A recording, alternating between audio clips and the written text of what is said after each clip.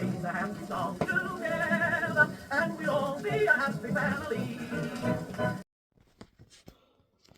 Oh, hi, welcome to the channel. Now, I haven't forgotten about doing this Danset preamplifier. In fact, I've done a little bit of work on it. I've got the transformer there, and I fixed the valve base on here, found a screen for the valve. I have the valve for this as well. So, yeah, that's ongoing. Why did it stop? Well, I just got to the stage that I wanted to do something a bit different. So obviously I did this one, which you've had a video on. That turned out to be easier than expected. I thought this was going to involve a lot more work. In fact, since I did the video, I replaced the volume pot. I happened to have one that was exactly right for it. Just needed the shaft of the pot to be shortened slightly, and it fitted in exactly right. So that got round, because this was still quite crackly even after cleaning it. So that was that one. Then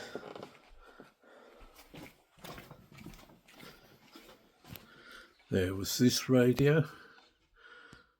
Again, thought there'd be a lot of work, and there wasn't.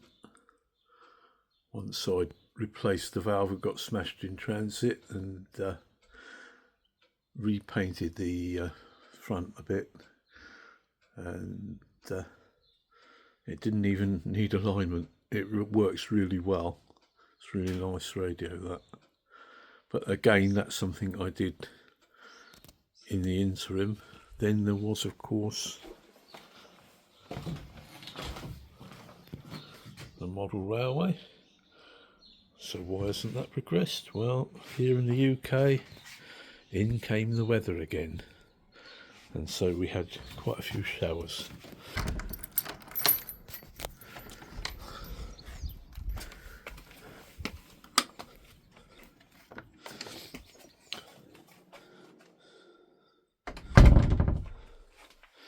So here in the workshop, I have what I call my cheat bike, or electric, or what we call a pedelec bicycle, which has a motor in the hub, 250 watt motor. It complies with UK regs, so it will only do about 15 miles an hour. So it's restricted to 250 watts, and on its highest setting you do have to turn the pedals. They've a few years back they changed the law, so you couldn't have just a throttle. You have to turn the pedals, but on its highest setting you're only really barely pushing at all, and the power kicks in, so it's good. So why am I showing this? Well, I had to find another battery for it. This is a new battery in here, and up here under this piece of junk there's the old battery and charger. That's about a dozen years old, and then the battery is completely flat. Every cell in it is a few millivolts. So that's completely dead, that one, but it had good usage. So anyhow, I thought, simple enough, I managed to find a battery that's measured exactly right. In fact, it does fit, it works well. But I thought what I'd share here, this is more noticeable for UK viewers, I think, rather than if you're in the States, because of your electrical system being different. But yes, this battery came with this charger. So there it is, and it's fitted with this plug.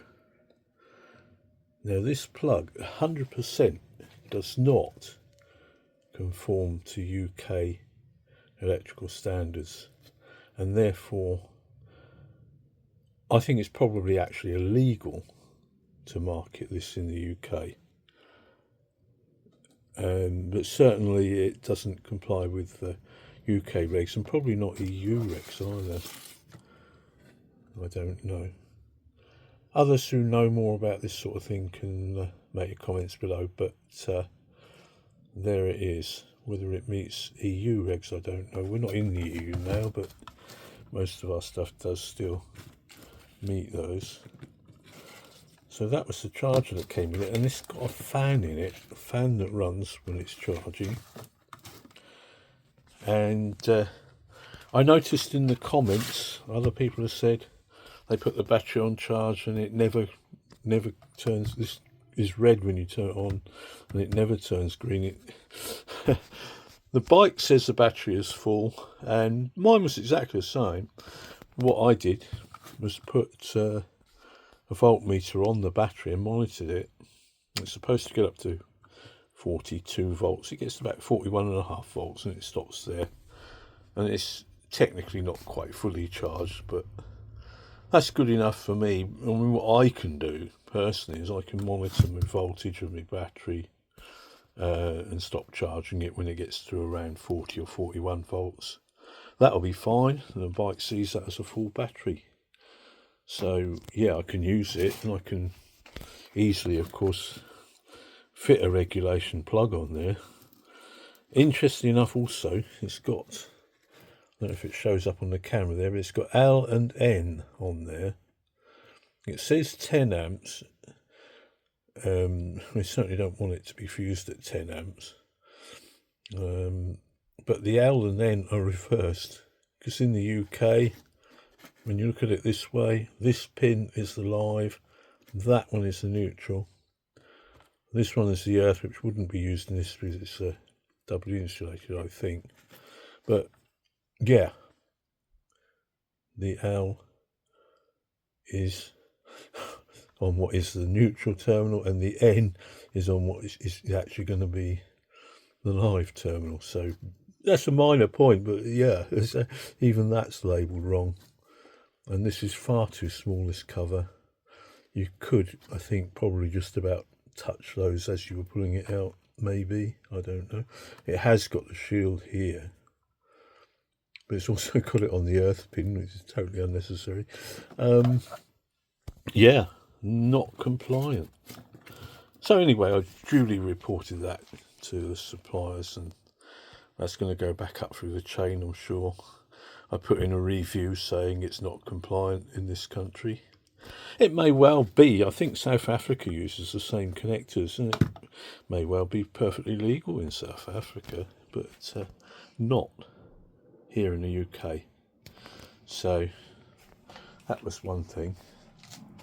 I also note this is the manual which came with it and has a picture of a battery there.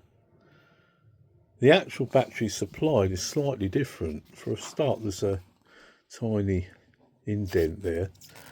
That isn't present on the battery I've got.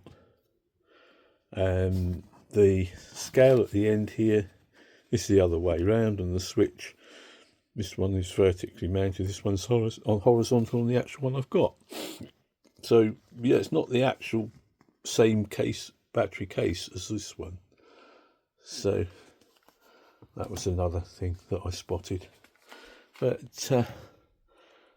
there we go. I've taken the thing out for a ride this morning, and only about a couple of miles or so round about here, just to see how it performed. This battery got slightly warm, but not hot. Not by any means hot. I could just feel slight warmth there after it had been running for quite a while, going up some hills and stuff. And I think that's probably normal. The battery is probably okay, but you start to doubt when it's supplied with a charger that doesn't even meet regulations. Now, this workshop, yeah, it's quite a nice space, but what would be nice would be to have an electronics bench. And you can see I've got this thing which is full of tools, and I had thought about, could I move that from there? But where would I put it? It would have to go over here. And there isn't a lot of space in there. I can put this electric bike out into the other store, just about get it in there among all the old boxes and things. Then I possibly could put this over here and have a bench there, and the light would be just above it there. So I've got some board I could use to make a bench. Yeah, so I don't know. I don't really know how to shuffle this around and make it workable, because of it having to double, I think, as a bicycle place. You know, fix up the bikes and keep the bikes. There's a small amount of space in these UK houses if you're in an urban area, especially a southeastern urban area such as I'm in. Yeah, you don't get much space, and this is, again, if I was up north in the country, or if I was in another country for the same capital, I could have had a lot more space than you get here. You get used to trying to make things fit in tiny spaces, but yeah, that's it for now, I think, really. That's what I'm saying. There's not a lot happening at the moment. One thing is that although we got sunshine today, the railway's a joint effort and my friend's not available, so we can't work on that at the moment. I don't really want to work on it on my own. The preamp for the dance set is also a possibility, and maybe I'll do that in the evening time if I feel up to it, and not miss the nice sunny days. So I'll close it here for now, and we'll catch you on the next one. So thanks for watching, and bye for now. Sing a happy song together, and we'll all be a happy family.